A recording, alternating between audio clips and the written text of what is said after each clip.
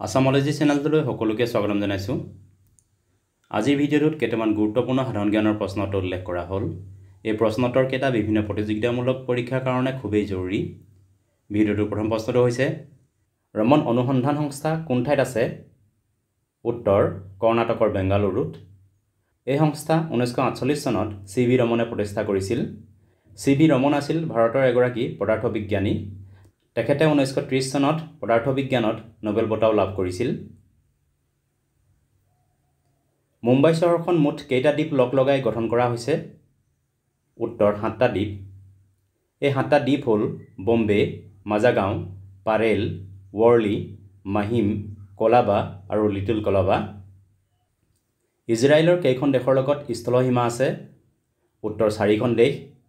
এই 4খন দেশ হ'ল লেবানন, সিৰিয়া, জৰ্ডান আৰু ইজিপ্ত।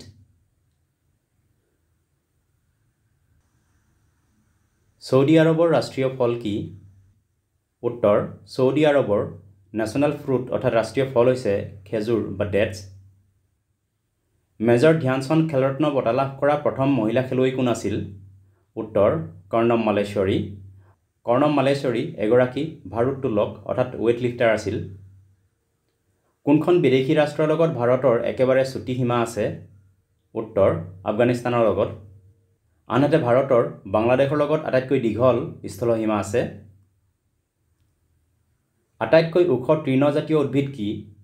উত্তৰ বাঁহ। জিব্ৰাল্টাৰ ষ্ট্ৰেইটে কোন দুভাগ পানীক সংযোগ কৰিছে? উত্তৰ ভূমধ্য সাগৰ আৰু আটলাণ্টিক মহাসাগৰক সংযোগ কৰিছে।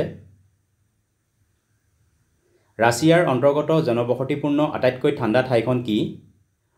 উত্তৰ ওম্যাকন। এইখন হৈছে ৰাছিয়াৰ চাইবেৰিয়াৰ অন্তৰ্গত এখন ঠাই। পৃথিৱীৰ পৰা চন্দ্ৰৰ দূৰত্ব কিমান? উত্তৰ প্ৰায় 3,84,400 কিলোমিটাৰ। ভাৰতৰ এগৰাকী জনপ্ৰিয় শিল্পী জগজিৎ সিং কি ক্ষেত্ৰৰ লগত জড়িত আছিল? উত্তৰ সংগীত। বিশেষকৈ তেখেত এগৰাকী গজল গায়ক আছিল। উল্টাপানী বনাঞ্চল কোনখন জিলাৰ অন্তৰ্গত? উত্তৰ কোকৰাঝাৰ জিলা। অল ইণ্ডিয়া শিডিউল কাষ্ট ফেডাৰেশ্যনৰ প্ৰতিষ্ঠাপক কোন আছিল? উত্তৰ ডক্টৰ ভীমৰাও আম্বেদকাৰ। NDMA সম্পূৰ্ণ অৰ্থ কি? উত্তৰ NDMA ফুল ফৰ্ম হ'ল নেশ্যনেল ডিজাষ্টাৰ মেনেজমেণ্ট অথৰিটি। নিমিলাংশ নাট সংকলনৰ লেখক কোন? উত্তৰ লক্ষ্যধৰ চৌধুৰী। ভাৰতৰ কোনকেইখন ঠাইক কালচাৰেল কেপিটেল অফ ইণ্ডিয়া অৰ্থাৎ সংস্কৃতিৰ ৰাজধানী বুলি কোৱা হয়? উত্তৰ পশ্চিমবংগৰ কলকাতা, উত্তৰ প্ৰদেশৰ বাৰাণসী আৰু তামিলনাডুৰ চেন্নাই ঠাইখনক ভাৰতৰ সংস্কৃতিৰ ৰাজধানী বুলি কোৱা হয়। জয়মতীৰ স্বামীৰ নাম কি আছিল? উত্তৰ গদাপাণি বা স্বৰ্গদেউ চুপাতফা। এইকেইটা আছিল কেইটামান গুৰুত্বপূৰ্ণ জিকে। ভিডিঅ'টো চোৱাৰ বাবে ধন্যবাদ। যদি ভিডিঅ'টো ভাল লাগিলে লাইক কৰিবলৈ লগতে চেনেলটো ছাবস্ক্ৰাইব কৰিবলৈ অনুৰোধ জনালোঁ। ধন্যবাদ।